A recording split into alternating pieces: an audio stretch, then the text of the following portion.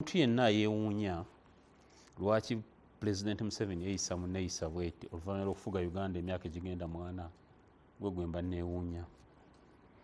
Talina njawulo, tayinza kweyisa ku kyawukana ku bannakyemalira banne bwe bazze beeyisa. Mbakubalidde Gaddafi, General Saddam Hussein, Ali Majid, ow'e Syria, Assad gwe baakafubutula, bonna bannakyemalira bwe bagenda ne batuukira ddala ng'abantu babakyayidde ddala nga Pulezidenti Museveni bw'ayimiridde basuspending enfuga ey'amateeka bwe bayabaddewokko bwe bayaliwokko, they totally vacate enfuga ey'amateeka ne badda amaanyi ne gabadda mu mmundu nga balina kukozesa nfuga ya mmundu. Enfuga ey'amateeka abatwala gye tuyita rule of law. Rule of law, enfuga y'amateeka erimu ebintu bingi, ingredients nyingi, ebirungo bingi ebikola enfuga y'amateeka mu ggwanga. Ezimu ku byo ye muntu azizza omusango oba ateebereza okuba nga azizza omusango okuweebwa kyekiyitibwa fair hearing. Kati bw'ogenda mu kyo tuyita fair hearing, ne fair hearing nakyo kyetuyite okuwulirizibwa okw'obwenkanya nako kulimu ebirungo bingi. Ebimu ku birungo ebyo kye twandiise ekisookera ddala a competent court of jurisdiction, that is number 1. Ekirungo ekyokubiri kye twandiise right to legal representation, kyekirungo number 2. Kangende ku ebyo bibiri. Kakati abatulaba, what constitutes a competent court of jurisdiction? Kyekifuula kooti eyo nti it is a competent court of jurisdiction. Jurisdiction is the power of court to try a case. Buli musango gulina kooti erina oguwulira mu Uganda wano bw'ogoberera ssemateeka waffe. Bw'otunuulira obutakkaanya obuva mu kalulu k'obwa pulezidenti, bwe muba mulina obutakkaanya mu kalulu k'obwa pulezidenti, ogwo tegenda mu high court. Ogwo kooti egulira eri egi Supreme Court, kooti y'oku ntiko. Bw'oba n'omusango gw'obusemateeka obutakkaanya bwonna nga bukwatagana ne ssemateeka, togenda mu high court, ogenda mu constitutional court, etc. Omusango gwa murder tegugenda mu magistrates court, gugenda mu high court. So kakati buli lw'ogutwala mu magistrates court njaga kuwa kyakulabirako omusango gwa murder. In that regard, a magistrates court tebeera competent court of jurisdiction. Kakati bw'osoma UPDF Act eya 2005 cover to cover temulimu kawaayiro konna kawa kooti oba kakiiko k'emakindi ako buyinza kuwozesa aba civilians. Therefore, buli lw'otwala civilian mu kooti y'emakindi ky'oba omututtemu, it's not a competent court of jurisdiction. Oba omututte mu kangaroo arrangement. Yes, that's number 1. So court martial kuba civilian is not a competent court of jurisdiction on whatever matters. Kasitoli aba civilian. Court martial egenda mu kye tuyita service offences. Bw'osoma UPDF Act okuva ku section 121 to 160 something, these offences are enlisted. Mweziri service offences. Service offences, as the word sounds, service offences are those offences that are committed people are in service, in security service, in service of that field, who are serving the security forces of this country. People in service are those who commit service offences. Mu security forces one, those who are in service. Oyinza ogamba bigirwa ali mu service kani wali circumstances at whatsoever zoyinza okusanga bigirwa ng'ali nga alina kubeera makindi kubanga tabeera nko a serving office of the UPDF. Jamiru Mukulu, with all due respect, bamuleeta olw'okuba waaliwo extradition order e Tanzania eyagamba nti mulina okumuwozesa mu ngeri egoberera amateeka, tebamutwala mu court martial because Jamiru Mukulu is not a serving officer of the UPDF. balina okugoberera amateeka namutwala mu division ya high court eya international crimes division kyovola tebamutwala makindi wadde bandyagadde omutwalayo olwokuba waliwo order ye Tanzania yes nekowero bagano batwala eri because preliminary bandibadde neri order bamaze ogimenya kubanga babagaye mu mutwali mu kooti eziri mu mateeka kakati lwaki President Museveni atwala ba civilian mu kooti y'amagye ate nga akimanyi tebalina kugendayo President Museveni ayina ekyebikiro oba ekyebikiro kiki bw'oba onootera okufuna ekizibu ebisulo bikusulaasula oba olootaloota bubi gavumenti ng'eneetera ogwa gwajukulira waliwo ebyebikiro ebikujjira nga gavumenti ogugumuka buli omu omulaba ngaakuwalana kati President Museveni alaba nga kooti zino zonna ez'aba civilian zino eza civil courts zonna awulira bayeekera gavumenti ebagagisuula therefore trust agiina mu Uganda agiina kati mu kintu eki the UPDF the forces kakati nga maliriza maybe katono nnyo okuddira mu information babadde lutamaguzi wano President mu kiwandiiko kye yabadde atunnyonnyola aga nti kooti bwe yali ejja mu 2015 waaliwo obumenyi bw'amateeka bungi obumu ku bwo nga bwali bulimu ne ba civilian abasangibwanga n'emmundu n'ebirala kakati nga civil courts ziri clogged ne cases nyingi ng'ate emisango gino giba gyetaaga kukwatibwa mavumbavumba mangu ekyo nakyo kiri dangerous ne gitwalibwa ekyo nakyo kyennyini ogamba nti omusango ogenda oconvicting omuntu oba gumusalira okufa nti nagwo bagukwata amavumbavumba mangu ekyo nakyo mu mateeka tekiriiyo mu mateeka bakugamba gweokusingisa omuntu atalina musango omuntu omu wakiri otya osumulula abamenyi b'amateeka 100 for anybody to be convicted with any criminal offense the prosecution must prove its case beyond reasonable doubts si mavumbavumba togamba nti bano bali kulogidi mutekewo akakiiko akalala o bano babanguye the president sounds funny akusobera nogabadayo kikino kizibu kyetulina because era azitendereza okubeera kooti gyatuyambako okukendeza kumenyebwa amateeka let me tell you kiswaza nti president omukulembeze w'eggwanga yayogera ekyo omusango si gwa President Museveni omusango omuntu bamukwata nemutwala mu kooti gwomusango tegugwa gwa President Museveni tegulina kugwa mu wiiki emu it's Uganda versus Munyagwa Uganda versus Kungu Uganda versus Bigirwa Moses musango gwa ggwanga let the state prosecute its case to its logical conclusion kati kankulaga okumanya ensi efuuse kasobeza neera nsekerera bannayuganda abakyalowooza nti wano omuntu akyayinza n'okubeerawo n'omwaka nga mulamu bw'olaba the highest appellate court of the land the Supreme Court senkulu yazi kooti the temple of justice wano nevayo nekugamba nti omuntu bamuconvictinga mu kooti martial tajjanga kujulira eno mu kooti ndala zonna amakulu otadde appeal kooti ya Kisekwa sijja nagiyita kooti ya Kisekwa mba njoze Buganda eri kooti oba banjiyite kooti ki ekisibira mu bbwa ogitadde nti eri ku ddaala lyerimu ne kooti nesinga ne Supreme Court kyogezaako okutegeeza kali akakomiti akali emakindi okutali na jurist n'omu atuulako bafuna bufunyi sergeant namuga gwe prosecutor bwaleero mugupande mugusawa nyuma geuka huyo ndio prosecutor haya mwende kamanda yasalawo nti ono yanaba prosecutor yo babadde akuba mizinga nti ono prosecutor eyo court na iza nogiyita ne kooti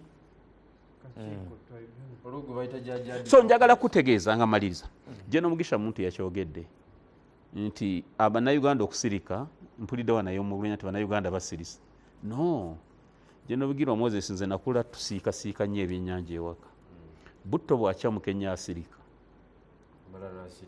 Butto bw'akyamuka ennyo asirika neera gye n'omuntu ya expoundinze bulungi the rule of cumulative effect nti obusungu bw'abantu bupayiringa ne batuka ku leva emu ne basirika nga basigaza bikolwa. Pulezidenti Museveni ayiganyiza Dr. Besigye okuva mu 1999. Dr. Besigye yakabeera mu kooti maasho emirundi 3 guno gwa kusatu. Waliwo yaliyo ne muganda we muganda we alyoka afiire nayo. Teri musango nagumu gwali gusize Dr. Besigye okujjako to make him suffer irreparable damage. Ne bamusiba emyezi n'emyezi muganda we naafa ne bamala ne bakujjako emisango nti banaitwa kukwatira bwereere naye ng'omaze okubonaabona all through.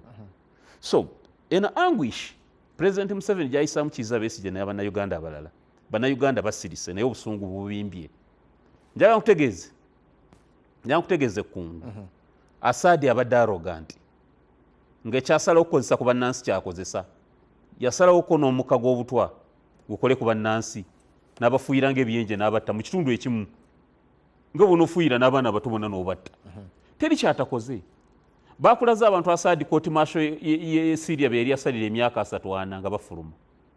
Jantegeeze President Museveni gye n'omuntu kye yakugambye that law of cumulative effect obusungu bubimbye bwetuumye osindikiriza bannayuganda okubatuusa ku levo ejjo okwejjusa ng'omuntu.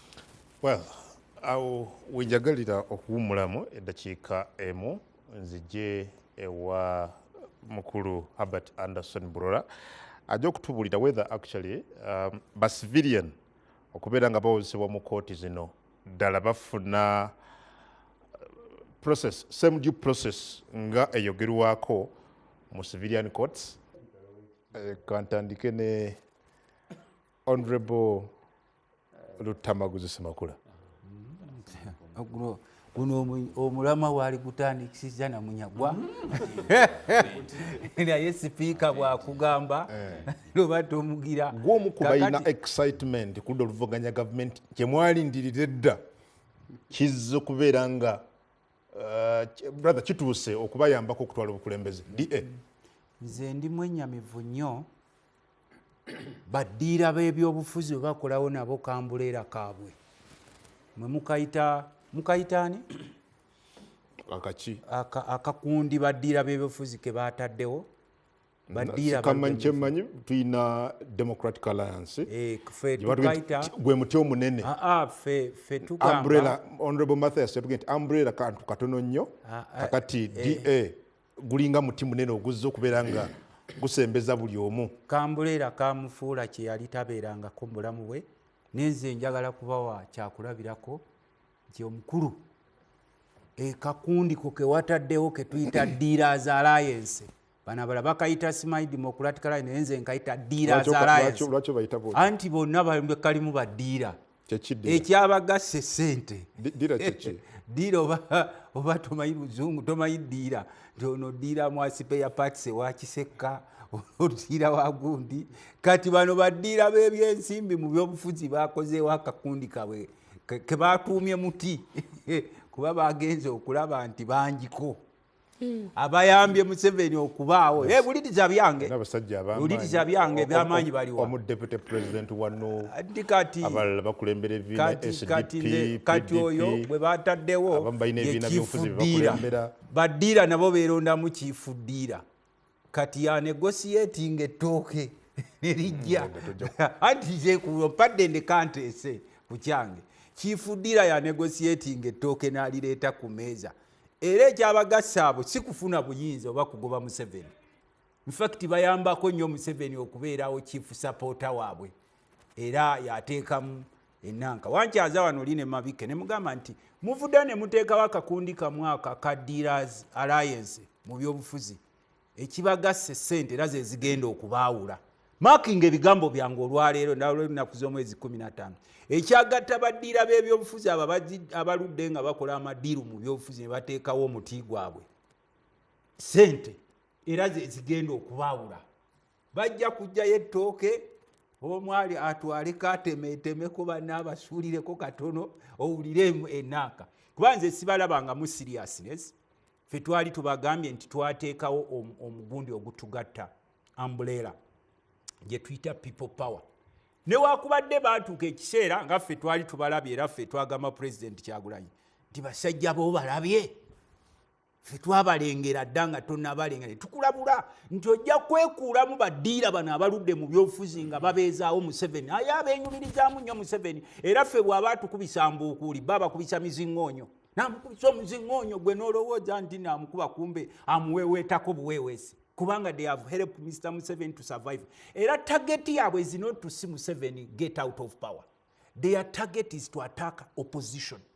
Bakugamba bali mu opposition naye attack zaabwe z'opposition ku attacking opposition era kati olina okwerwanako nga bakugamba akuvuma yeetumye opposition naye nga weerwanako Museveni bamuguliddewo egundi ye liwe asigale nga afuga because he facilitates them. Nze tosobola kumpita waffe Nakaseke era bajja nga banewera gwe ogenda kutulaba nenoonya kuba asobola okujja waffe n'ayogera ebigambo ebirimu amagezi kuba abo akabikundi kaabwe era nakugamba ojjoba nkyazeemu bonna onkyazeemu nga ndimu omu nze nkugambe nti akakundi kano mpaamu ku bo asobola okwogera ebigambo ebitali byakuyiiya ttooke.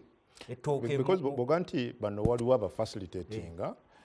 I think byogera tebiri backed by evidence. Nze kanku evidence yange gwe togimanyi.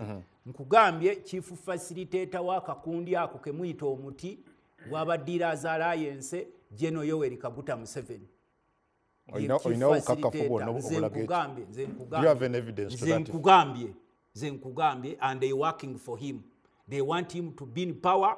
They pretend nti tebaagala aveewo era bagenda kuteekawo omuvuyo mu kulonda batulagise nti bano bonna opposition bali ku byabwe bateekewo omuvuyo. They will be attacking the opposition. To the contrary, they are coming to unite the opposition. Okusinziira ku Honorable Mpuuga yatugambye azze kugatta mwenna era yatugambye nti ajja nakukonkona. Listen Honorable, I'm telling you, Honorable Mpuuga bye yatugambye yagambye bagenda kukonkona ku buli mulyango n'ogwabo be batakkiriziganya nabo mu byobufuzi as long as end goal eriyemu yakukyusa bukulembeze.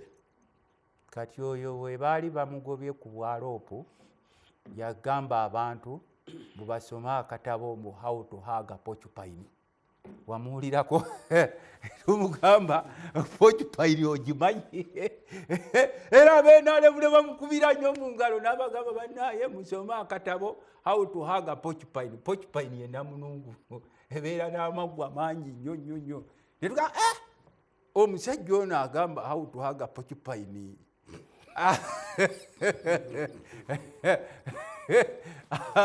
ategeeza ki? Which time, because for you people you take a thing is for kati namungono mutegedde ye kati how to hug it bikwatagana bitya ati kugamba simanyi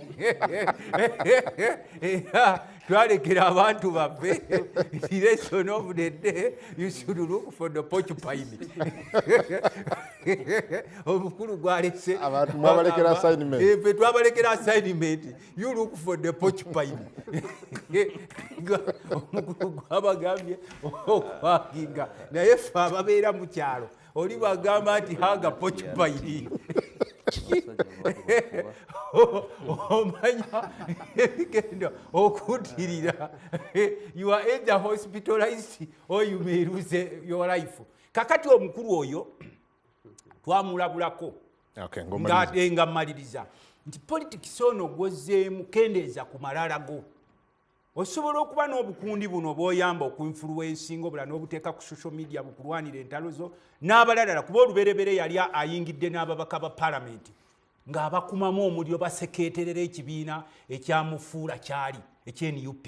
Ne tulabula ku babaka bannaffe ffe abamu katulaga nti omusajja oyo ajja kubasuubizisa ennankayama missoni yaffe yakulaba nga Museveni agenda naye ttiimu y'abo abasajja boolaba bafuweta nnyo oluzungu n'agala okusiriwalizaawo n'akufuulafuulaawo naye ffe tugamba buli wayongera omu oluzungu nsooka neetegerezaamu bweti jwajontwa. N'olwekyo ssebo kano akakundi oba Mbuleera oba Kisinde aka DA naye ffe tukayita Dealers Alliance tekalina lugendo olunaku lwe baakatondawo era we kafiira ekigenda okuba ekyabagatta kukola ssente mu byobufuzi era okukola ssente kwe kugenda You will be okubaawo. shocked nga Tewali shock bazibye tewali shock era nze bwe ebituli. mujja ne bwe baba nga be basigaddewo ssebo mu byobufuzi nga kyekibiina kyemulowoolezaamu nti kyekigenda okugaba tiketi awo nkwata enkumbi yange neezirayo ewaffe kampu Lutamaguzi Ekasaŋŋombe Nakaseke.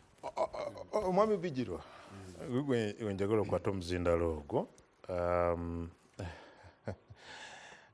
Well, olowooza ki ku kya DA ezze neki? Infact buli omu kamuwa eddakiika emu emu babiri tujje twogere okugaziya but eddakiika emu emu babiri tugende ku Afromobile mujje mugaziye. What do you think about DA? Dakiika bbiri sooke tugende ku Afromobile. Nze sijja kwogera nga atali musambi mu kisaawe. Nze nja kwogera ng'omusambi. DA leeta ki ku mmeeza? Nasoose kutunuulira objectives zaabwe. Kugatta. Kubanga nze nabasookayo mu kulonkinga ekisinde ekya Eastern Revolutionary Platform. Ffenna twali mu Nuupu. Naye natunuulidde objectives zaabwe. Ekisooka boogera ku transition. Baagala Uganda for the first time efuna omukisa okufuna ku political transfer of power nga tewali kuyiwa musaayi. Ku byobufuzi bya Uganda nga weebiri ne level ya DA ekyo tebasobola kyakivinga. Point ey'okubiri gye boogera ku electoral reforms. Baagala Uganda ebeere nga erimu amateeka agali feya. Tugende mu kalulu, Nyago bamulangirire, Bigirwa bamulangirire, buli muntu kwegamba nga tewaliiwo mbeera yonna. Kyendowooza nakyo kikalubamu tebasobola kyakivinga. Ensonga endala gye boogerako gye nabadde ngoberera mu miramwa gyabwe ya reconciliation. Nti baagala okureconcilinga eggwanga lino ku mitendera gyonna. Mutendera gwa wansi, mutendera ejja waggulu ku presidential, parliamentary level ne level ya political parties. Ekyo nakyo tekisoboka olw'ensonga formation ya DA yokka eva rising out of conflicts ezali mu NUP. So tebasobola kuteekawo environment esobola kuleeta reconciliation mu ggwanga kuba nabo okubeerawo kwabwe kuvudde mu conflicts. Endala gye boogerako njagadde nkwendakiika ezo nja kuddoyongerezeeko tugabane zino tugende ku Afromobile nja kuwa obudde. Honorable Alan, just dakiika emu n'ekitundu. Nze kubange njagala kujjukiza bannayuganda nti ekizibu ky'eggwanga lino kutaasa institutioni zaffe naye ng'olwaleero azimaamidde ye Mwami Museveni. Era ekyo kye kizibu ekinene. Kakati olwaleero bino byonna bagamba ensi bambi eddibya mutere. Kubanga olwaleero ffenna tukkirize tugaane. Leero omugabe w'olutabaalo aliwo atukulembeddemu. Abantu babaddewo, political parties zibaddewo naye mu kaseera kano Kyagulanyi ne bw'aba akoze ensobi efaanana etya leero yakulembeddemu olutabaalo luno President Robert Kyagulanyi Ssentamu nti ffenna environment situation ffenna tusobola okugisoma weetuli ba players naye akulembeddemu. Tewasobola kubeerawo mukulembeze wa struggle mulala. Environment ekulaga n'olwaleero ekiriwo okuggyako ng'oli muzibu w'amaaso pati okiraba bannayuganda jjukira ffenna constitution gye tukkiriza tugamba amaanyi gali mu ki leero olwaleero akulembeddemu amaanyi olwaleero trust ne generation ne population olwaleero esinga obunene. So namukyo ffenna tukkirize nti bino byonna tusobola okwogera kino na kino naye ffenna kye tunoonya okulaba ntutereeza institution z'eggwanga lyaffe ng'omulabe waffe olwaleero ffenna focus tulina gisa wali ye Mwami Museveni si so within ate amayinja bwe tugoolekeza eri wabula ate ffe amanja ne gatandika otusogga kitegeeza wabaawo obuzibu obw'amaanyi. Mwambura dakiika yo emu nga tetunagenda ku Afromobile. A comment ku DA. Kakati DA ezinga Naalongo ey'entaba mu mpaka za bavagins bambeerera. Ezinga Naalongo eyeetabye mu mpaka z'abembeerera. Ekyokubiri, President Museveni abantu ne baba bamukooye balina bye batuuka ne bagamba nti waakiri katugira tubeera naye. Bw'otunuulira how opposition is handling the national issues zikuleetera okweraliikirira ne bw'oba by the way bawagira nnyo. Era olwaleero ndi sure ne wabeerawo akalulu kano akaddako Munyagwa ajalonda President Museveni. Okay. Katandikira mwami Munyago tandikira. Ne kakati ulorangire. Astaghfirullah. You see, DA nze nzikiririza mu ddembe ly'abantu ba players ti omuntu wawulirira emirembe mu struggle muno kyaba akola kyabalaga ne South Africa mu apartheid arrange formation zaali zanjawulo ANC the Nkata Freedom Party byalimu bonna nga bonna balwana naye abangi basinga basonga olunwe ekyabikira mukulu Honorable Mpuuga njagala aveeyo outrightly ayite test eno gye bamuteekako ba Honorable Tamaguzi n'abalala eyakigambo sente baganda bange abo baali mu mukago gwa Hole Alliance nempulira Honorable Kabureta si ye president wa need Joseph Kabuleta natuuza press conference manyi ng'omusajja omulokole nagamba bonna batadde nawulidde sente zajja ekinkanga ekigambo ekyo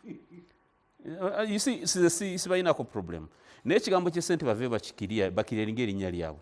They need to set up a PR campaign ekiriringa erinnya lyabwe, otherwise coincidences za sente si nnungi.